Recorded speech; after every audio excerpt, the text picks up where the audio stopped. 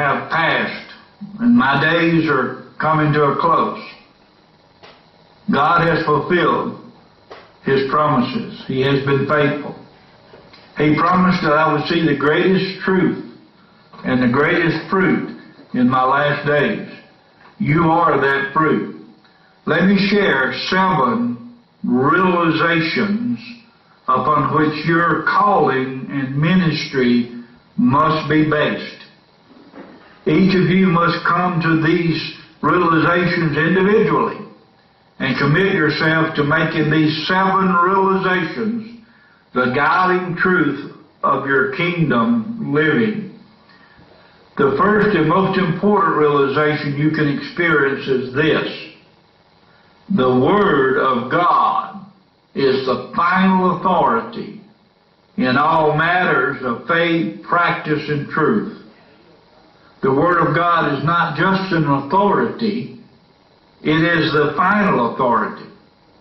Your family and friends are not the final authority. Your understanding and beliefs are not the final authority. Your church, quote unquote, is not the final authority. Your spirit is not the final authority. The government is not the final authority. The Word of God is a final authority. When you realize this and are able to sacrifice your faith, your daily practice, your truth, and accept the Word as the final authority, you will be a member of the kingdom of God. You will truly be a kingdom ambassador. The next 6 realizations will follow this one. Realization number 2. Jesus did not die on Calvary so you could be delivered, prosper, die, and then go to heaven. Let me say again. Jesus did not die on Calvary so you could be delivered, prosper, die, and then go to heaven. He died so you could be redeemed, become a well-trained ambassador of His kingdom, live a godly life in this present world, and then be rewarded at death with a place in His eternal kingdom for your life of sacrifice. Realization number 3. Your sacrifice must be a daily sacrifice of yourself to serve the King of Kings in His kingdom. You must daily take up your cross and follow the example of Jesus. Each day brings more choices. Choices have outcomes. Make positive choices, and you will have positive outcomes and bear much fruit for God's kingdom. Realization number 4. Sacrifice and success is not measured by the benefits you receive. Your relationship to God is not for your personal prosperity or deliverance. Your relationship with God is to bring honor and glory to God and to build His kingdom. Sacrifice is measured by what you freely give to the kingdom of God without expectation of any personal benefit at all. Each of you must have much to give. In fact, you have more to give than you think. You have a portion of your time that you can give. You can give your mind and spirit. You can give your talent. You can give a portion of your personal resources as a first fruit offering. I have been told on numerous occasions that there are those that just simply cannot give because they're so poor. Amen. Praise the name of the Lord. I wish to continue this message here. Realization number 5. Authority is delegated, not positional. There is one kingdom of God, and Jesus the Christ is the head of this kingdom. In His kingdom there is one body. In His kingdom there is one faith. In his kingdom, there is baptism. In his kingdom, there is one king. Jesus governs his kingdom through 21 New Testament gifts. 5 of these gifts are found in Ephesians 4. These ministry gifts are apostle, prophetic, shepherd, or pastor, evangelist, and teacher. These are gifts, no titles. Authority for each of these gifts is delegated by Jesus, the Christ who is head. Realization number 6. Not everyone will respond positively to your sacrifice. If someone fails to respond to God's word, mercy and grace, it does not indicate that you have failed or that your sacrifice is unproductive. It only indicates that that you have failed or that your sacrifice is unproductive. It only indicates that the devil is in control of the other person's power of choice, and that she needs to be redeemed. Kingdom fruit is not measured by quantity, it is measured by quality. Only few will sacrifice themselves for the kingdom of God. It is not your responsibility to know who will or will not serve in the kingdom. Sacrificial giving is not for our benefit, it is for the kingdom benefit. Always sacrifice to God for his kingdom and never sacrifice for what you may receive personally. God promised that his ambassadors will never go without bread. The sacred is to walk where he places you. Realization number 7. Realize that salvation and redemption is by faith and will not be fact until Jesus returns. All we have in the kingdom of God because of our faith in him. What we believe is important, but what we do with what we believe is more important. It is our action that shows our faith. It is our actions that honor God. It is our actions that is witnesses to those in the world around us. It is our actions that shows daily sacrifice of self.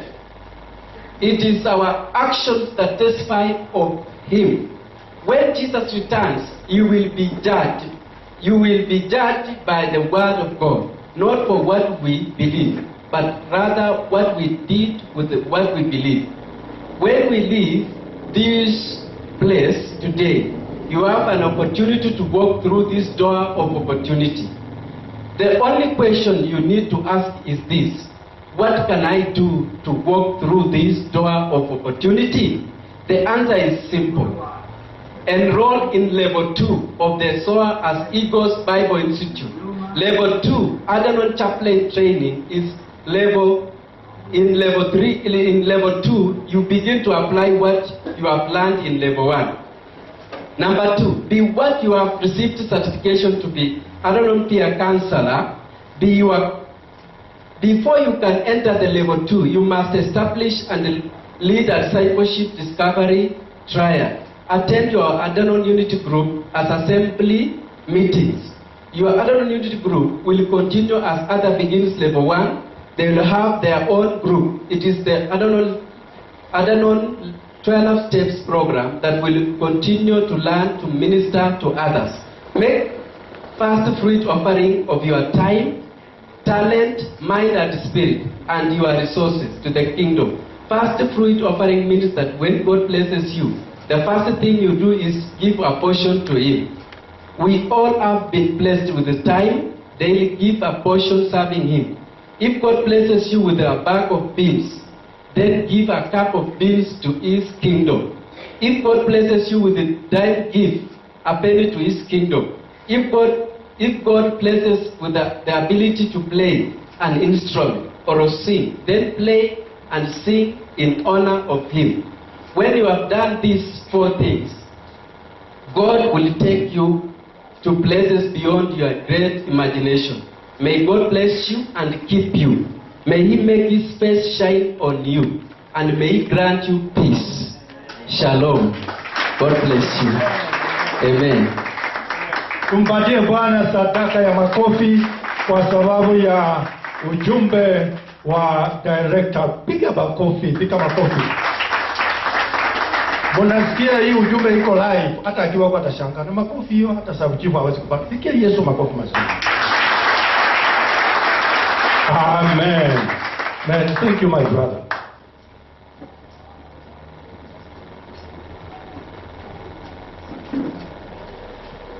Amen. Praise the name of the Lord. The apostle appointed me to be apostle to oversee the work of God in Africa. Already we have begun with Kenya, and we have our fellow brethren here from Uganda. The others are coming from Tanzania. I don't know where they are reached, but we have one representative from Tanzania. We have another representative from Malawi. We are going next year on April. We are going to do the same graduation that we are doing here, and we are going to Africa. We are now prepared, and these servants that are wearing gowns today, you will be positioned. Those who will go to Uganda will distribute you to all other countries. Praise the name of the Lord. Amen. So this theological college, this place is the center of Africa. Okay, we have the office in Dukamoja there, or on the other way when you go to town, we have an office there, temporal one, and we expect God to give us a place of our own so that we run this organization and the kingdom of God. Praise the name of the Lord. Amen. So wale watu nataka tu kufanya wale wametoka Uganda, maybe you can stand up so that we stand up, men from Uganda. Amen. We have one representative from Uganda. We have our representative from our region where I came from, Mount Elgon. Maybe you are coming from Mount Elgon. Yes. Those are the team from Mount Elgon. The upper region, Kapsokwoy, Pastor Leonard is there, representative. Then the lower region, Pastor Kipchin, a reverend, which is overseeing that area and part of Uganda, wakisaidiana na ndugu wetu Amos. So we are now growing, and this is the tumeanza hapa Kenya, na Mungu atatusaidia. This team I know, we have our representative, another representative from Bomet, ambaye ametembea kutoka Bomet. Tumesoma. You can stand. Love for the Lord. Yeye anatoka Bomet. Then the team of I have one brother from Thika, which is umemwona kwa posters, ambaye ananisaidia kazi. Yeye anatoka Thika, but tuko na yeye hapa. Brother. Yes. From Thika. And tuna mmoja tena anatoka upande wa Mombasa, hajaweza kufika sababu ya baba haingeweza kuepukika. We have one representative from Mombasa, anaitwa Alex. So the team from Eldoret, maybe you can stand. Wale tumekuwa tu hapa Eldoret, this is our place. Amen. That is the team from Eldoret. Hallelujah. Praise the name of the Lord. Amen. Sasa tumekuwa mpaka hapo na ofisi yetu iko hapo. Ukitaka kujiregister, this program is on. Tunachukua darasa lingine Januari, na tuko na forms ya mtu kujiandikisha. Ziko pamoja na sisi, nafikiri ziko hapo nyuma. Na tunaenda. Tuko na representative kutoka Zambia, hajaweza kufika, Bishop Lungu. Tuko na Patrick Jackson wa Malawi, na wengine sawa Ghana. Tuko na mwingine anatoka Nigeria. So kwa sababu ya muda na pesa hawajafika, lakini wako, na tunataka hii institute ifike Afrika kote kote. So hapa Eldoret tunapatikana duka moja, our main office. Na tunasonga ofisi ndogo temporal iko Cheptais na Mount Elgon upande wa Kapsokoi.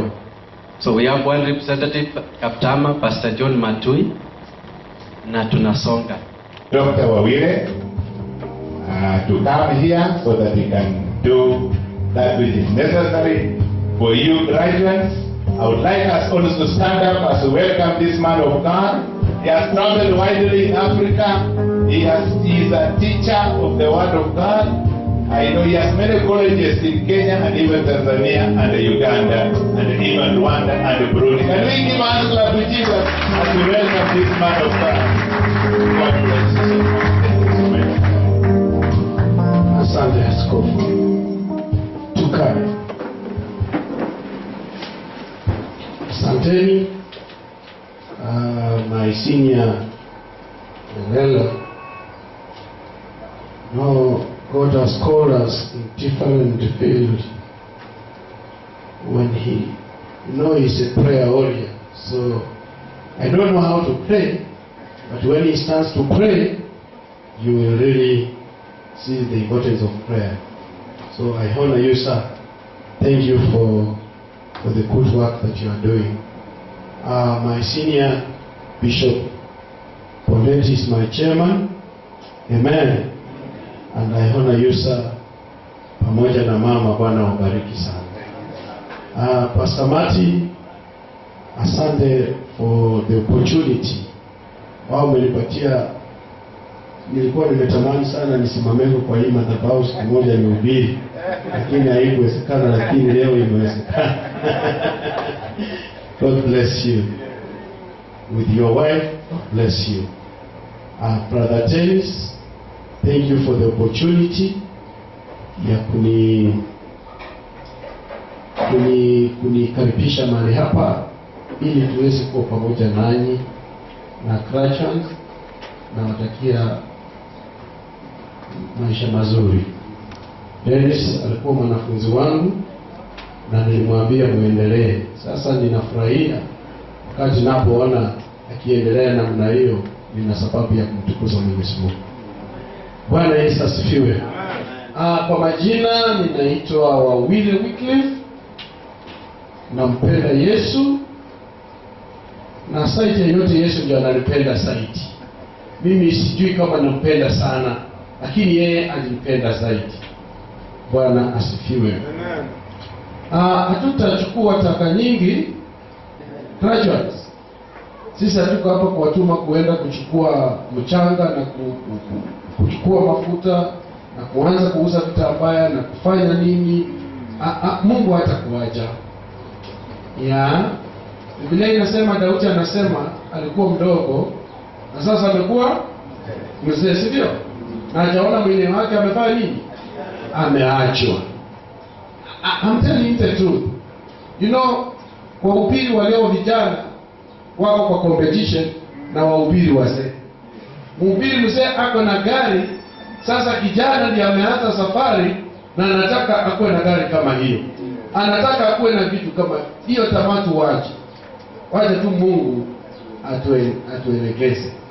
Thank you mtumishi wa Mungu kwa hilo somo la destiny. Kuna vitu ambavyo vinaweza kutuambia our destiny. Na ikakuwa exchanged or ikakuwa delayed ama namna gani, or aborted or destroyed. Kumbe I was a student. Na moja yenye ina destroy wahubiri ni doctrines zisizofaa.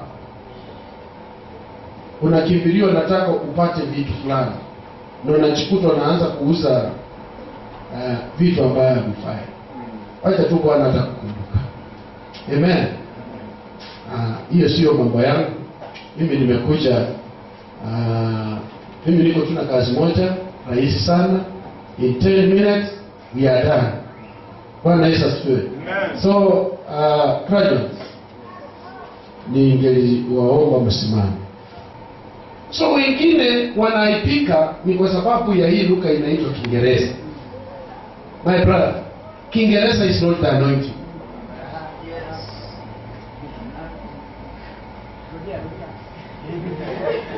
Wacha nirudie. Lugha ya Kiingereza sio upako. Kiswahili sio upako. Wengine paka wanakataa kuhubiri kwa lugha ya mama. Waje nikwambie, umewahi kusomako Biblia ya mama ya nyumbani?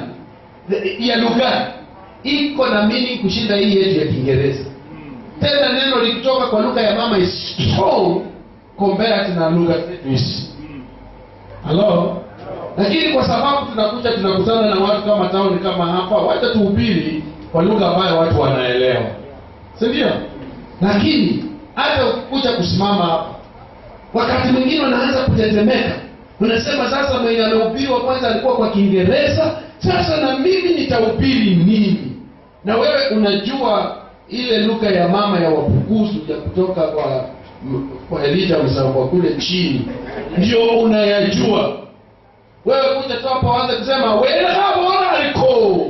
Na tutakuwa tuna mwingine atakubadilishia na message itafikia watu na watu watabarikiwa.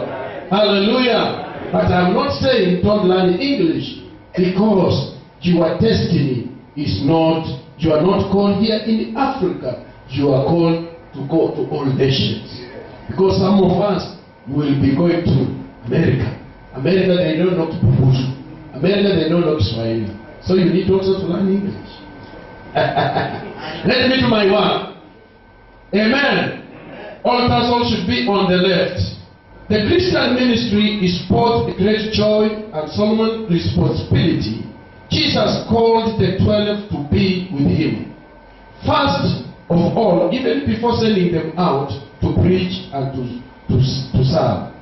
You can read from the book of Mark chapter 3, verses 14 and 15. If you have a Bible, you can read. Marko 3:14 na 15 inasema akaweka watu 12 wapate kuwa pamoja naye, na kwamba awatume kuhubiri. Mstari wa 15, tena wawe na amri ya kutoa pepo. Bwana asifiwe. Wawe na amri ya kutoa nini? Pepo. Haya. Kama watu wako na mapepo sasa, kutoka hapa leo muende mtoe mapepo. Bwana Yesu asifiwe. So we charge you, this is the church. Be very careful. So we charge you first of all to love God. We charge you to do what? Watu wapende nani? Mungu. The intensity of this relationship will determine the spirit and motivation and performance of your entire ministry. Cultivate that love for God. The word cultivate ni kupalilia. Upendo sio tu wakati unaoa bibi siku hiyo fulani ulikuwa unatongoza, ulikuwa unamwambia mwana I love you. Bwana asifiwe. Na hiyo love haikuwa tu inaenda bure. Ulikuwa iko vitu ulikuwa unafanya ili umelei the love. Now because of God, we need to cultivate that love for God that you are now experiencing through secret devotion, constant prayer, and the careful study of God's word. Acha nirudie kwa Kiswahili. Watu wa Mungu, tupalilie upendo wa Mungu ambayo Mungu ametupatia, ili wakati ambapo tunapojitoa kwa Mungu katika maombi na pia kusoma neno la Mungu. Praise the name of God. Watu wengi hawapendi kusoma, but read the word of God. God does not share his lordship with another. Let every demand upon your time and your strength be subjected to the growth and development of your life in its intimate relationship to Jesus Christ. Number 2, we charge you secondly to be a servant of God to people. Be a servant of God to people. Be a servant of God to people. We are not bosses. Wakati mwingine kama wakati wa leo vile mmekaa kwa hii mavazi, mnapohitimu mnaenda kupasua makanisa mahali ambapo mko. unaona ya kwamba sasa nimetosha, unataka kutoroka. Wacha, you will be destroying your destiny. Hapo ninajua mwezi kusema amen. Kwa sababu hapa mmoja wako tayari anasema mimi nimefaa hii, sasa bishop yangu naye sikuona akifaa, sasa mimi ndio nimeelimika kwa hii ministry, ninaenda kupasua. Wacha nikwambie, mimi baba yangu hakuwahi kwenda shule. Baba yangu anaitwa Wawire. Na wakati nimekuwa introduced hapa, jina langu alikuitwa mahali. So alita Wawire. Wawire mwenyewe hata mjui. Si ndio? Yeye anaendelea kupewa sifa. Kwa hivyo even your spiritual father, awe ni mlemavu, alikulea. Remain to respect him. The calling of the Christian minister is primarily that of a servant, cut against the multiplicity of ministerial duties which will tempt you to choose the unessential function and so fragment your ministry that God has given unto you. Bwana asifiwe. Jamani, ukiwacha tu hivi utaongezea vitu zingine ambazo zitaharibu huduma yako. Sitaki kuenda hapo sana. It will be honored you to remember that people are more important than things, institutions, rules, or schedules. You must be the work of the preacher, an evangelistic voice interpreting God's word in a politically based. You must be the work of a pastor whose heart never becomes hardened through intimacy or familiarity with the congregation. Yours must be the work of an administrator. As a pastor, you are an administrator. See you? Yeah. Pastor, not that you are an administrator, who maintains a constant vigilance over the organization, carefully delegating authority to administrative office. Finally, we charge you to keep the spirit of the ministry as Paul presents it in his second letter to Timothy, in the presence of God and of Christ Jesus, who will judge the living and the dead, and in view of his appearing and his kingdom, I give you this charge: preach the word. Preach the word. Don't preach words. Be prepared in season and out of season. Be prepared in season and out of season. Hapo ndio watu hawajui hii season ni gani. Wakati mwingine kanisa watu wanaweza kutoroka na wakuache peke yako. Utawacha ministry. Nimesikia hapa ndugu akisema ya kwamba mmoja aliona pikipiki sikikuja, akaona pesa ingie sana. Ndio, pesa ni tamu. But my brother, in season and out of season, preach the word of God. Mungu atawabariki. Yaani wakati unaofaa na wakati usiofaa ni upirini neno la Mungu. Unanielewa? Iko wakati maisha ni magumu. The road is rough.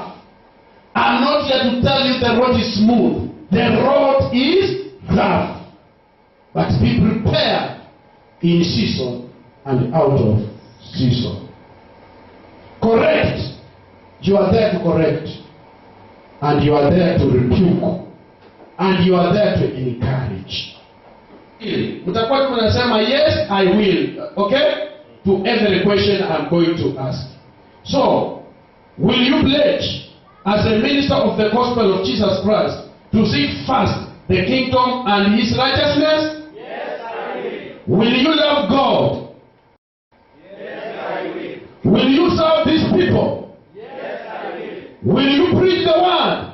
Yes, I will. And will you work hard